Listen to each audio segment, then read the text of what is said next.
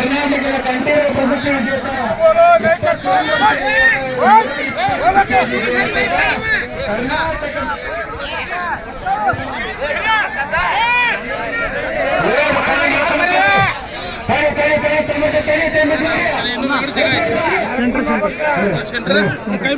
centre centre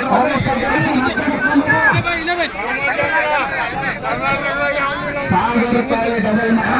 ನೋಡ್ರಿ ಪಂಚಾಯತ್ ಕರ್ನಾಟಕದ ಕಂಠೀರವ ಪ್ರಶಸ್ತಿ ವಿಜೇತ ಕಾಮೇಶ್ ಪಾಟೀಲ್ ಕೆಳಗಿದ್ದ ಪೈರು